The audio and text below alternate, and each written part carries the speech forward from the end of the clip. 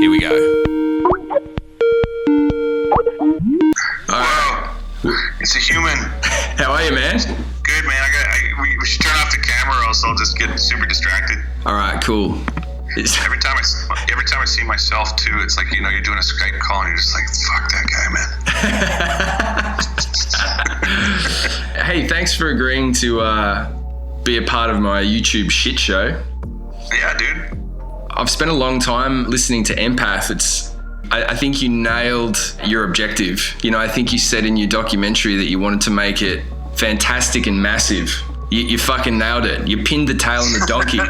Thank you, dude. It's so good. I don't know how you are with taking compliments, but I tend to be pretty... I hate compliments.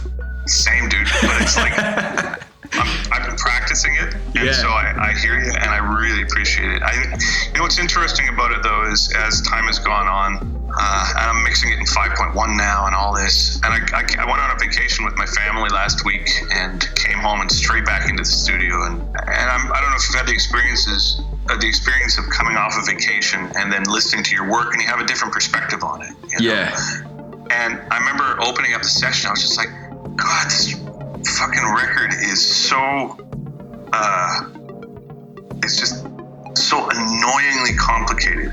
It's indicative of where I was at, clearly, because a lot of it has to do with midlife, like just the transitions that I started feeling in my mid-40s of, you know, you hang on to youth, and I think our genre in general tends to sort of fetishize those sorts of things, and then once that starts to change, once your body starts to change and your parents are getting older and your wife's getting older and your kid's turning into a teen, I think that the tendency is to try and scramble and hold that youth, but to sort of let that go and just be like, why don't I just figure out where I'm at, required me to almost take stock of the past 30 years of what I've done and all these records and all these different styles, and use Empath as a vehicle to sort of analyze my relationship with each one of those aesthetics, and between that and between midlife and between just the existential angst that goes into being a human,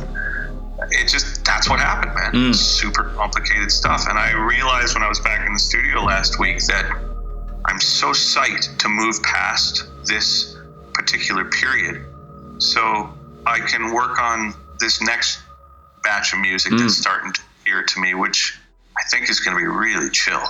Yeah, well, I mean, I enjoyed every dynamic aspect, and I saw this is your 18th studio album. That fucking gives me an anxiety attack. Including strapping and all that stuff, man. I think we're closing in on 30 now. Oh it's my crazy. God. That's like to be that prolific and to just sort of not give a fuck about any kind of preordained genre or structural limitations imposed, and just to be free. That's what I heard in it, and that I love that genre exploration and your kind of philosophy. I've heard you talk about it a number of times about metal being part of a dynamic, you know, part of a range of emotions. It's a spectrum, but it's not the only one, because if you're only just like, there's no impact if someone chainsaws someone up from the start of the movie right to the end. You know, you need to build that shit up. Right. Absolutely right. And you know what?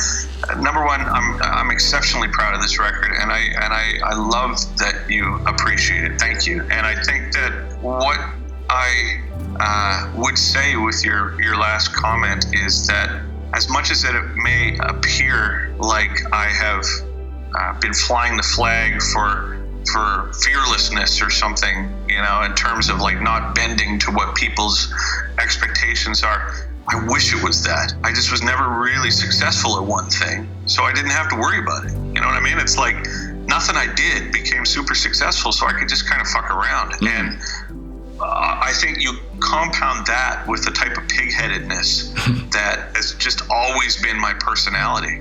I don't think I'm a rotten dude. I think I think I'm a fundamental human things I think I'm pretty good at. But as an artist, man, I'm just pig-headed. Yeah. I'm like, I'm going there. And if we're going to get there, I'm going to have to just bulldoze my way through things. And in hindsight, it's funny that it's almost like I could claim it as being altruistic. You know, I could say, I could say, oh yeah, well, from the beginning, it's been my mission statement to never bend to the expectations of others, rather than, no, I'm just ignorant. Well, but I think that what you're calling pig-headed, like there could be a number of synonyms that for the consumers and the artists, and people that are trying to forge their own careers in a non-genre prescriptive world, it's actually sort of paving paths to the future. I saw you cited King's X as like one of those aha kind of lightning bolt moments. I mean, I think this Empath album has many moments like that that's going to make little metalheads, sitting in their room playing, going, hey, it's fucking okay to like go to a completely different genre. It's not, there's no rules about that, Dude, you're killing me, man. I really, really do. That's so cool of you, man. I don't know about you, but I tend to default to self-deprecation when people are giving me compliments. It's like my defense mechanism, I think. Yeah. But in hearing you say that, there is one thing that I will give myself props for, and that is the function of this work for me is, I think, different than maybe a lot of bands, if we wanted to simplify it in that way, where you look at bands, even bands I love, like AC/DC or Slayer or what have you, there's an aesthetic that they identified early on, and then they were able to hone that. Meshuggah is another example, and they were able to hone that to the point where it became this like really actualized identity, and I really respect that. I mean, all these bands I love, but for me, the function of my work has never been that. I think when I was very young, I think I was maybe emotionally not encouraged to express myself when there was real, tangible, and healthy, in hindsight, human things that needed to come out, specifically anger, sadness, all these things that are part of the human experience, I think, and not to any discredit to my family, but it's just, it wasn't part of our upbringing. It wasn't encouraged to do that. But as somebody who is predisposed to being highly sensitive, not only to stimulus, but also my environment and even how I perceive music, it's synesthesia, like notes are colors and colors are numbers and numbers are sounds and all. It's just, that's how I'm wired. And so for somebody who is wired that way, music became this convenient loophole for me that I could get away with being emotionally present and not have the repercussions of it be like, you're going to have to quell that.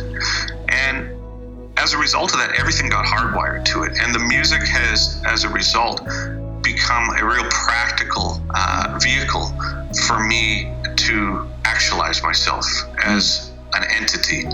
And so when I look back at this catalog of 25 or however many records it is, I don't think of it as, oh, I'm very proud of that, that's my work and that's my identity. In fact, I think of it more as those were almost essays about a certain period of my life. And when it was through, when those periods of my life culminated into something that was like compulsion for me, those records were, they sort of find you, and the highly sensitive nature uses that as a way to sort of try and figure out what's been happening. And then when it's done, I find I can objectively listen to it and say, oh, that's where you were. Oh, that's how you felt about that. Oh, that was anger. Oh, that was midlife. Oh, that was death, or that was love, or that was childbirth, or grandparents dying, or any of these things. And so the function of the work, and if there's anything I'm hoping that other people can take from it, is that as a practical tool for emotional health, genres be damned, you know what I mean? Yeah, I couldn't agree more. I wanted to say too, like, what strikes me, and I watched all the documentary stuff for Empath, and I sort of looked into a bunch of older stuff to get a more holistic kind of view before I spoke to you, other than what I already knew. I wanted to learn something. One thing that jumped out, and I'm just some dude from Australia, so my opinion isn't weighted that important, but I kind of think, the fact that you identify as emotionally stunted in in your words, occasionally. I think it's like this Dunning-Kruger thing where you can't possibly think those thoughts unless you're emotionally of sound mind. You know, it's like you have to, only an intelligent sort of introspective person understands that they're foolish. You know what I mean? Like all the other dickheads are walking around with no idea thinking they've got it all together. Well, you know, I appreciate it. I think two things on that. Yes, I can agree with that. But I also think that the reason for my expressing my opinion of my emotional stuntedness in the ways that I do is not rooted in self-deprecation. I think what it's rooted in is, for example, if you speak your truth always, then you don't have to fear anything. Specifically, if you've analyzed your motivations to the point where you recognize that through speaking your truth, your intention is not to harm. Your intention is to help in some ways. I think that as a catalyst for personal growth forces you to analyze all your motivations. Like if you drink, if you do drugs, if you're misogynistic, if you have covert racist tendencies or anything like this. I think if your objective is to be of help, that rabbit hole of trying to find your truth leads you to saying, okay, that's bullshit, that's bullshit, that's bullshit. And then as you go through it, and every record I'll go through even, I think to myself, okay, what did we learn from this period? Okay, you can take that as truth. But a lot of that other thing that you had assumed was truth whilst doing it might have been in hindsight fear, or might have been in hindsight ego, or whatever. And as a method of trying to actualize ourselves in this lifetime even, trying to call yourself out for things such as emotional stuntedness or anything like that is more of a mechanism of discovery, rather than just, I'm emotionally stunted, I'm dumb, I'm this and that and the other thing. So yeah, it's both of that. I think what you had said, but I guess to paraphrase it, it's more like an opportunity for evolution as opposed to a fixed, determined thing. Exactly. And you know what's funny? It's like every time I think I'm speaking my truth, I realize that more now than ever that to really speak my truth, it doesn't require words. It's like, it seems like everything that you end up feeling a need to say is ultimately rooted in some sort of hang up. And the truth exists regardless of us defining it, and I mean, I listen to your work as well. I've been listening to you guys for years, and I think that you guys do a similar thing. And I think that there's a lot of bands in this genre that we kind of inhabit that were perhaps raised without those sorts of heavy metal cliche stereotypes that does the genre a huge disservice, in my opinion. Right? Yeah, exactly. I was talking to Jake from Periphery about this exact topic. If we're in a world of pigeonholes, I always joke around that pigeonholes are full of pigeon shit. But if we're going to if we're actually going to have one, there needs to be some sort of descriptor that I wonder if it's possible to have a subgenre of music called music. I'm in. And then I'm so in, dude. And then it's just like no rules.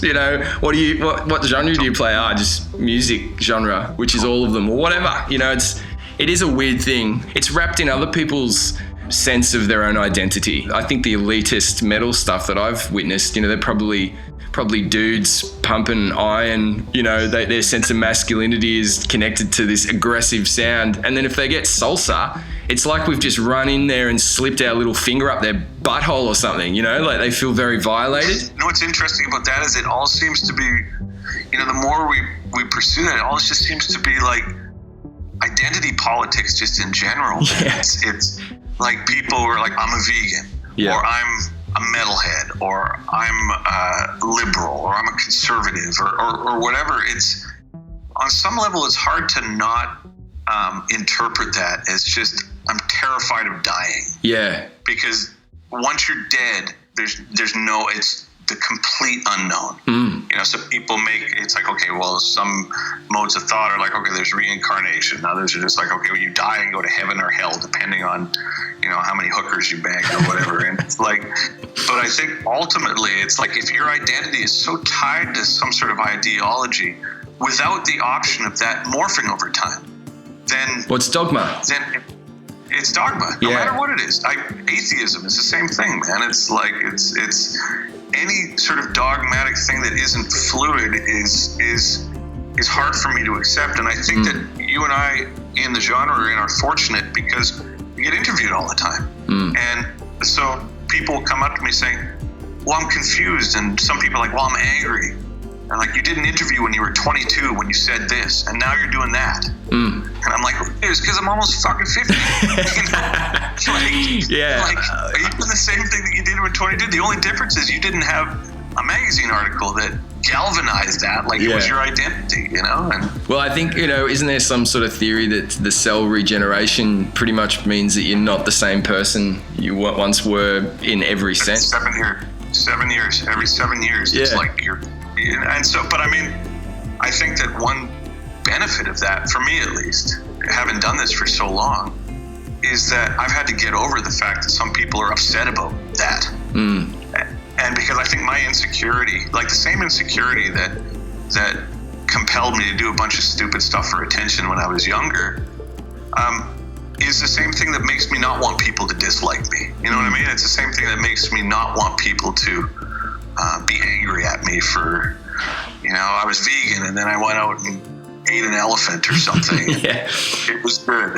You know, and people are just like, well, you know, now I'm offended because. Well, I think it's a really tightrope. Yeah, I know exactly what you're talking about. I mean, it's even paralyzing to think about how to construct a sentence to even enter into a dialogue about what we're talking about without risking, you know, the sort of, it's like a mental version of those films where there's a safe that's protected by lasers that are like, you know, pointing in every direction.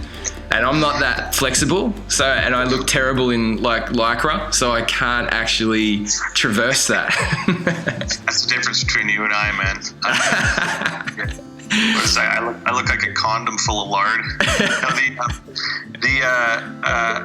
But here's the thing about that you know, like you say, it's difficult to traverse that because, you know, you don't want to be disliked, or you got some sort of financial ramifications of offending part of your fan base, or, you know, all these things that we clearly have to like at least consider.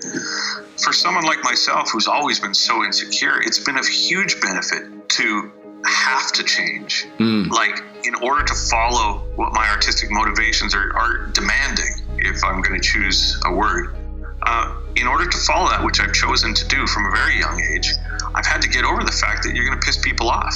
And I read a quote the other day, some Twitter thing, some douche, but it was basically like, anybody who's ever had success has had to get past people being upset at them.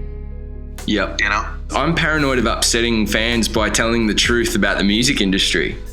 Although I think they want to hear how much money you make and how it actually works, I don't think they want to hear it. It's like when I was 7, I asked my mum whether Santa was real, and I said, don't lie to me. And she told me the truth, and I wish she'd lied to me, you know? I do know. And you know what's funny? You bring that up because that's something I had to really consider prior to like being as transparent about some of these things as I have been. But there's a reason that I was and continue to be. And that reason was in the past, when I started this 26, 27 years ago with Steve Vai and all that, I was right at the tail end of when the music industry was actually, you know, there were actually rock stars. And so I missed that, but I was right on the cusp of it.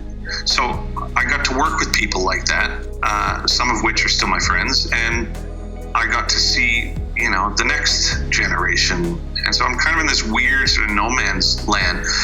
And what I learned really quickly by working with people who had that kind of, you know, Motley Crue and rat rock star millionaire experience is that a lot of the process of emotional maturation that happens from having to be confronted with people who don't agree with you, you know, people who aren't sycophants, is without that, there's a lot of in my experience, emotional repression that comes with that. People just don't have to grow.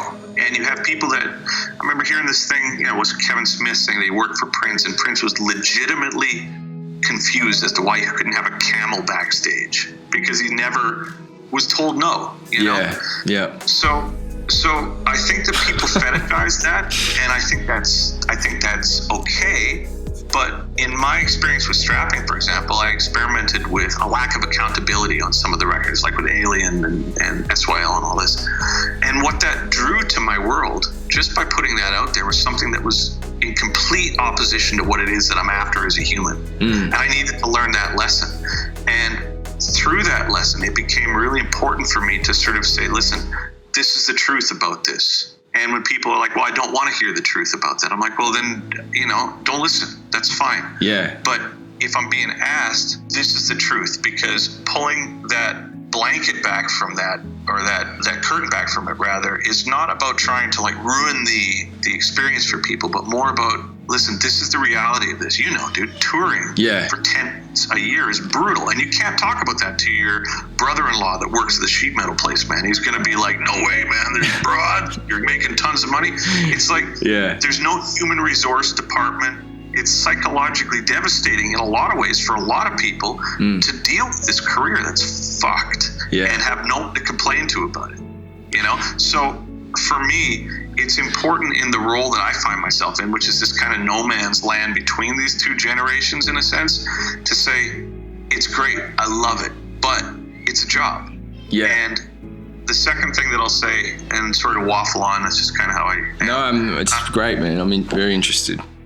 There's also something that I refer to as honesty Tourette's, which it's a fine line between the two. You know, it's like, it's one thing to be like, hey man, this is how much I make a month. And the reason I'm saying that is because I don't want people to take for granted the fact that although I'm uncomfortable with monetizing my art, I have to. Yeah. You know, but conversely, this whole honesty Tourette's thing is like, you know, hey, look, I know I got a small dick, but you didn't need to tell me. You know what I mean? It's like, I know, dude. It's like, just because it's the truth.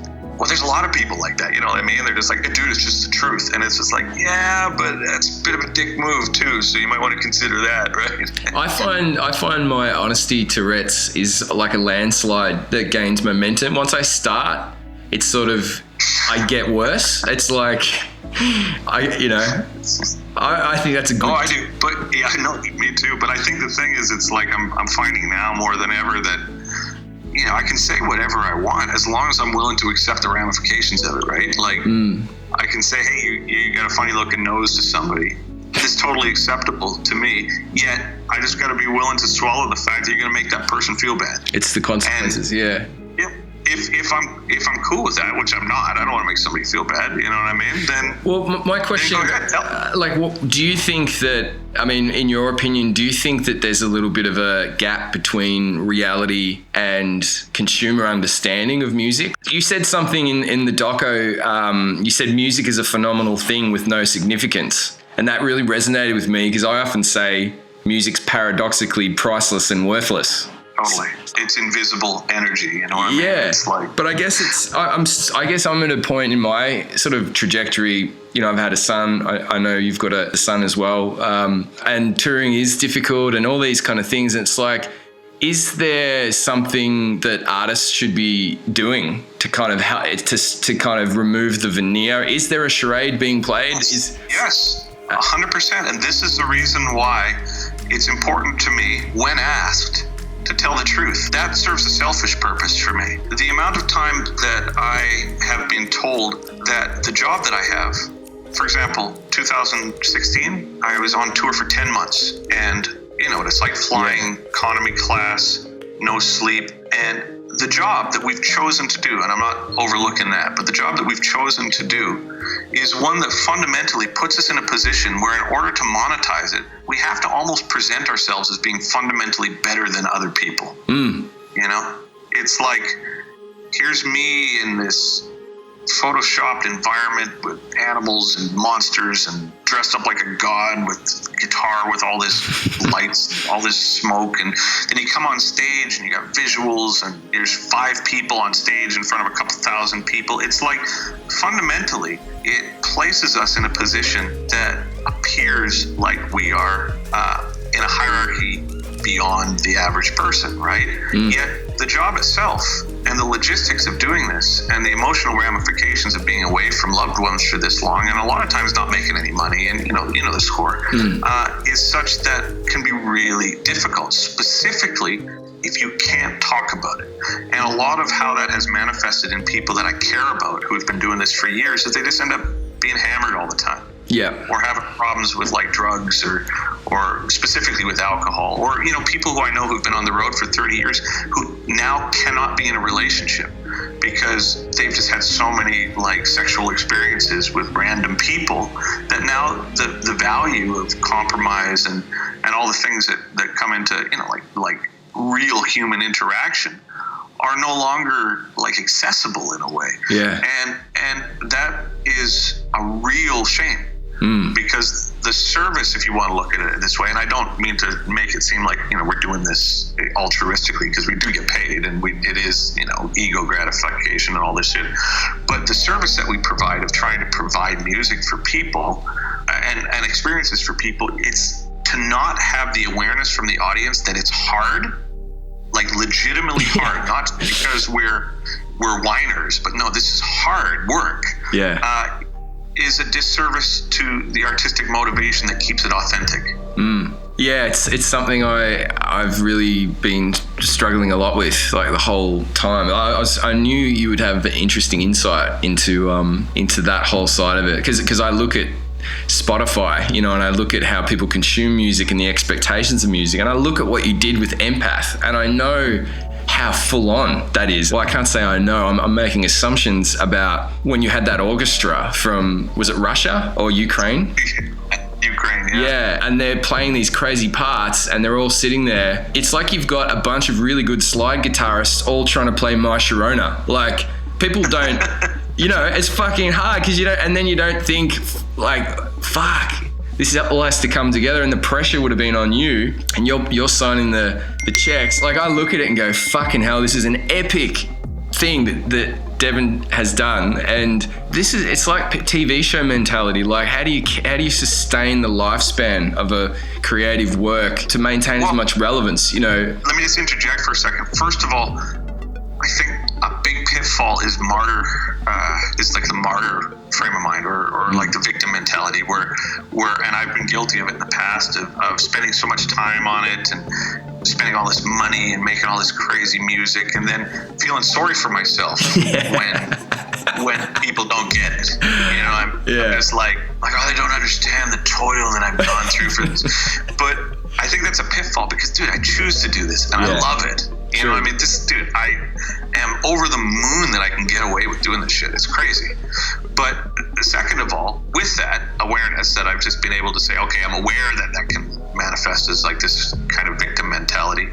The other side of it is, you know, there's 2 examples recently that I saw.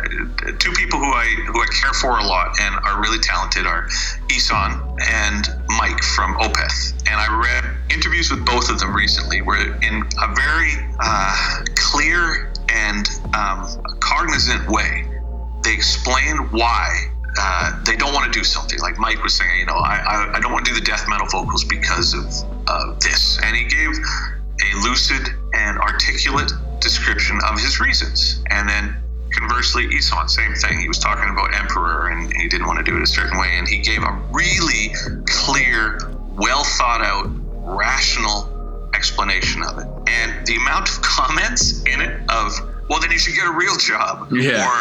Or, you know what I mean? Like, dude, this guy just whines all the time about all this shit. Is so much that I was super confused. I'm like, how can he take that from that? Yeah. How is your reaction to that? Him being like complaining about his job or, you know, you've got it good that you shouldn't say anything. And then look at it politically, you know what I mean? Like people who I know that are like, they've got an opinion on politics. And as soon as somebody has an opinion on it, the comment section is just like shut the fuck up and play your guitar. I don't pay your bills. Here's one. I don't pay your bills to hear your opinions on this shit. Yeah. You're paid to entertain me. Fair enough. Yet, I went and played Israel, and I got the amount of shit that I got from people saying, you need to use your position to say something about this. I'm thinking to myself, make your mind up. Yeah. You know what I mean? It's really, you just articulated that very well. Like, I haven't been able to put it into those words. I mean, just that description, I mean, the obvious thing to anyone listening to this, there is this, you're in an impossible situation. Very much. On your point before, you said with compliments, I have a physical thing with compliments, like, or talking to like people who are really punishing and just don't realize it. I sort of start doing this thing, like when you ask a dog to smile. You know, there's people who can train dogs to smile and they just show their teeth and they look fucking weird. That's what happens. So I don't know. I went on a bit of a tangent there, but everything you just said, it's like how, like, everyone needs to we got to write a fucking manual for this shit. Like how to behave. Well, this is it, man. Well, this is okay because I gotta run. I gotta go for dinner here. I apologize, man. But of course, I'll say this to conclude our conversation, which has been great, by the way. Thank you so much for the thoughtful conversation, man. It's rare. I'll say this. Going back to one of the first things that we said, I've had to learn to be okay with people being upset with me, and that I think is a very liberating skill set to incorporate in doing this because. Yes, like you say, you can't win, but you also can't blame people for not understanding. And that's something that it took me a long time to comprehend because I always thought, well, it's my role to explain it. It's my role. But like you said earlier as well, some people just want to believe the fantasy. And who am I to take that away from it? And also, what's that going to get me? So more so than trying to fight it, more so than trying to win it, more so than trying to feel sorry for myself or whatever, I've just gotten to the point where I'm like, I'm going to pig-headedly do what it is that's important to me. And my intention is to help. It's not to hurt. I'm also going to have to just accept that there's people who are just going to hate my fucking guts just because I'm visible. As soon as I started thinking of it that way, it was really liberating in a sense because I found myself resenting people a lot less and resenting the battle that I felt this crusade that I felt I was on for years of having to explain myself and having to articulate it and having to, pull the veil back and all this sort of stuff, by accepting that, you know what, as much as I dislike it, that guy thinks I'm an idiot and this website thinks I'm full of shit and c'est la vie. And I think if there's anything that I could suggest to people who are just starting in music or who are struggling with like the realities of this kind of negativity, it's just like, man, you just got to get over it. You just got to get over the fact that people are going to dislike you. And you got to get over the fact that when you fail, which you will, anybody who's successful has failed repeatedly, the next level that you take is dependent on the speed in which and the efficiency of which you get over your own moping. Yep. I don't know, man. Very wise words. Devin, it's been a real pleasure and thank you so much for, I'm sorry I took more time than I was supposed to. I'll get this up and I'll mention all the dates and all that sort of stuff, but you're a real legend, man. I look up to you and I'm grateful we've had a chance to have a proper chat instead of the elevator at NAMM. Me too, man. It's an absolute pleasure and I love what you guys do and continue going, man, and good luck with the family too, because all that stuff makes all the music stuff easier when you realize how not important it actually is in relationship, man. Yeah, spot on. It's easy, Stevic. It's great to talk to you, buddy, and I hope to see you soon. Thanks, Devin. See you, mate. Cheers, mate.